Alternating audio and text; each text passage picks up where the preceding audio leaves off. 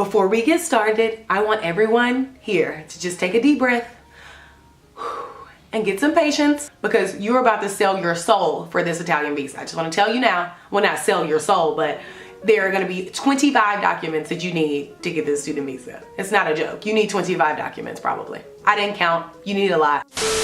Ciao y'all, Naturally Kenya here, and today I am going to talk to you about what it's like to get an Italian study visa. But this is part one, because these are the things you need to do before you arrive here. If you haven't already, make sure to subscribe to my channel. I will have a lot of fun Italian life things out for you guys. Also, I think it's important to say that I did this process with the Houston Italian consulate, so it varies depending on the state or whatever district you're in the United States, or really any country for that matter. So my guidelines that I'm giving you might not necessarily be what yours are, but I think in general it's a pretty good guideline of what you should have whenever you apply for your study visa. I'm going to do my best to organize everything in certain steps to make this process much easier for you. Step one is to do your research on universities. Essentially, you can just go to Google and do this. Google your major, Google your what you want to study, disciplines. And after that, you'll be able to select it down to a few universities that cover what you actually want to study. The study visa process that I'm describing is actually for a year-long visa. So it's not one of the 3-month, 90-day short-term visas. This is the long-term one for a year. After every year, you actually have to renew the visa. When I applied, it was not possible to do a 2-year visa, even though my master's degree program is 2 years. So step one, you do your research and you find your university that you want to go to. That's number one. I don't think there is anyone that could necessarily help you with this simple step. This is essentially your time to shine. Prove what you can do and find a university that you're interested in that has your major or discipline. Number two, apply to the program and get accepted. This is pretty basic. Each university has their own guidelines, so follow what they have on the website and hopefully you get accepted and then you can start the process. Number three is actually the pre-acceptance process. With that acceptance letter, you should be able to apply and begin the pre-enrollment process. I was ahead of the game, so I did this all in the April of the year that I was trying to go to university in September. And the first thing I did was go to the consulate website and set up an appointment, even though I didn't have all the documents yet.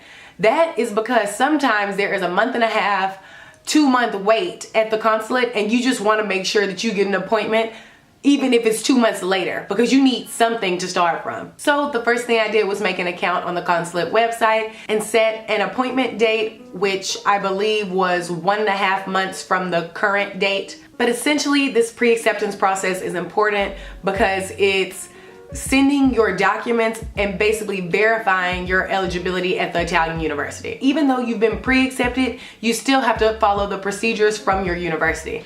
Also, an interesting fact to note, you can only do the pre-acceptance process with one Italian university. For example, I had acceptance at a university in Milan and also Rome, but I had to choose which university I wanted because you can only do the pre-selection process with one. Also, there's a deadline established by the Ministry of University to submit this formal academic application. There are 2 steps in this process of getting your student visa. The first one is this pre-acceptance application, and then next you have to do the actual full study visa application.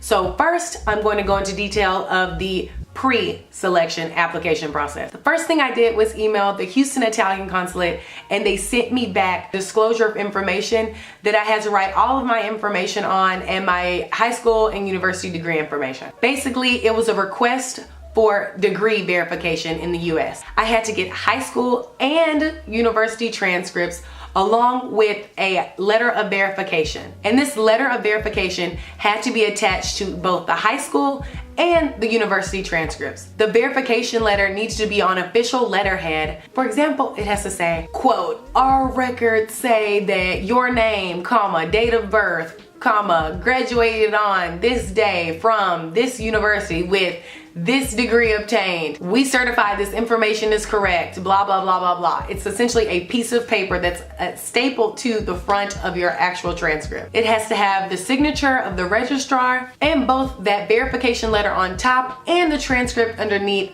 needs to have a seal and signature from a notary. This is for both the high school and the university transcripts. After that, you send the verification letter that's stapled to your transcript to the Secretary of State Office of Postal. And then you send the request saying that you will use the document in Italy, and they essentially mail it back to you with the certification. You need these transcripts and verification letters when you go in person to the Italian consulate as part of the pre-selection process. As part of the pre-enrollment application, you need both that high school and university transcripts along with verification letters attached with notary signatures and the apostille on both. And that's not all. This is definitely the fun part. You thought you were finished, but you're not. You have to translate all of your transcripts, including the letter of verification, front and back, into Italian. Are you an expert? You will be. But don't worry, you don't have to do the apostille. You only have to do those 15 pages on your transcript. So you print those translations, but you also have to email them to the study visa office at the consulate so they can make any changes to the document. So you have to send it in Word document form, not as a PDF to the consulate. After that, you essentially collect all your documents, that application form, the high school university transcripts, the verification letter, notary signatures, apostilles, everything. You take it all to your pre-enrollment appointment at the consulate. And then you say a little prayer like, please, I hope I have everything. Because if you don't, you have to schedule another appointment and come back later. Luckily, I didn't have that problem. I was probably over-prepared and made 15 copies of everything. I was like, do you need a copy? Do you need a copy? That was me. I had a copy of 15 things, even if they only needed one. I just didn't want any problems. So we're done with the pre-enrollment process. Now, this is a really fun part, the actual study visa application process. So you completed all the pre-enrollment, you got accepted, now you move on to this. First things first, make sure to schedule a study visa appointment on the website. Another one, because you might have to wait another month and a half. The next step is to prepare all of your documents for the study visa appointment. You have to actually fill out a visa application and you need a photo to attach on that application. So standard passport size photograph. You need a passport with at least 2 pages of space available to attach the study visa, but you also need to make a copy of the main part of your passport, like the main page with your face. And don't forget that your passport has to be valid at least 3 months after the visa expiration date, which should be like a complete year. For me, I applied for a year, 365 days. And so if you apply from September to September, that means 3 months after September and December, I will need to have space in my passport. Also, you need your driver's license or state ID as proof of residence, so don't forget to make a copy of that. You also need an enrollment letter from your current university saying that you are enrolled there full-time in good academic standing with the expected graduation date. If you graduated like me, they essentially just need the same transcript. But if you have already graduated, they just need you to make a copy of the transcript. You also need to make sure to have the acceptance letter from your university. In Italy, they want you to have how long the program is and certain details about the program on that as well.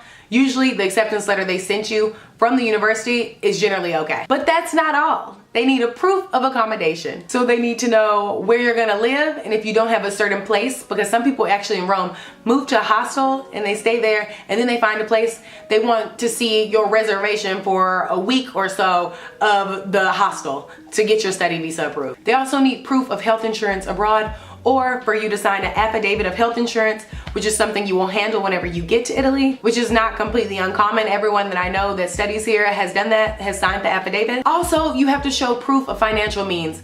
Last time I checked, the consulate wanted you to have a bank account statement proving that you have at least $800 per month for as long as your visa is, if that's 6 months or a year. $800 a month or $9,600 a year in total on a recent bank statement. But if you actually received a scholarship for the university, you can also put that in your study visa package. But of course, they need a proof of flight reservation.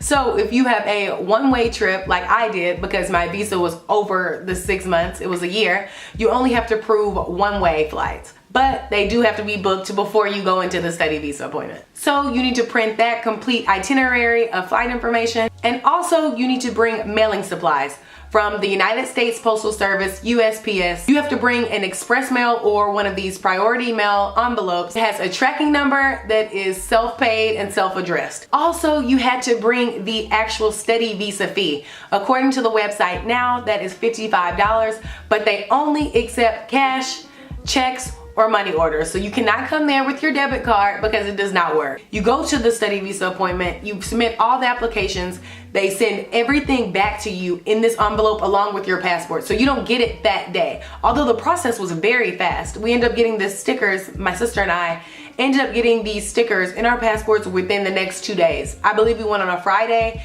and on the following Monday or Tuesday, they had sent back the passports, and we were celebrating. It was a party that we finally had our Italian student visa stickers inside of it. To help you guys even more, I'll put some of the links that you could use in the description box for maybe some of the questions you have. If you have any questions, you could write me below and I could try my best to answer them. But the best option for you may be to just go to the consulate or email the consulate in your area. So guys, that's all you need, only a little bit, not that many things you need to get your study visa to come in Italy. I'm actually doing a part 2 of what to do after you arrive in Italy.